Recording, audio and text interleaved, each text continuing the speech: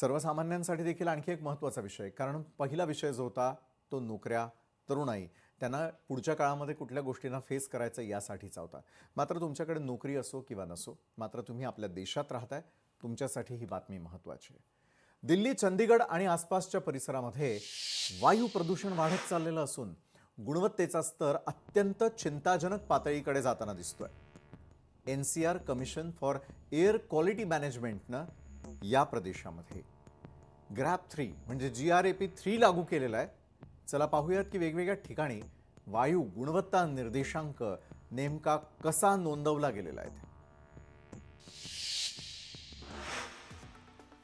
तर वायू गुणवत्ता निर्देशांक काय सांगतोय? देशातली काही प्रमुख शहरं ज्या ठिकाणी श्वास घेणं किती धोकादायक आहे हे सांगण्यासाठी ते पुरेसं आहे. दिल्ली 321, गुरुग्राम 293, भिवानी 283, सीकर 293, गाझियाबाद 322, नोएडा 336. वायू गुणवत्ता निर्देशांक आपण त्या शहरातला त्या गावातला यावेळेला पाहतोय. त्यानंतर ग्रेटर नोएडा 311, अंबाला 224, चंडीगड 198, करनाल 240, कुरुक्षेत्र 193, पानीपत 216, पंचकुला 131, सोनीपत 278, यमुनानगर 197, मेरठ 287, बहादुरगड 289. वायू गुणवत्ता निर्देशांक अक्षरशः धोकादायक आहे आणि त्या ठिकाणच्या नागरिकांना कुठल्या समस्यांना सामोरं जावं लागत असेल ते सांगण्यासाठी वायू गुणवत्ता निर्देशांक हा अतिशय महत्त्वाचा आहे. दरम्यान जिल्हा प्रशासन आणि महानगरपालिका प्रदूषण कमी करण्यासाठी लागू असलेल्या योजनांबाबत गंभीर नाहीये अशी चिन्ह देखील दिसतात. महापालिकेनं प्रदूषण नियंत्रणासाठी आवश्यक असलेल्या अँटी स्मॉग गन अजूनही खरेदी केलेल्या नाहीयेत.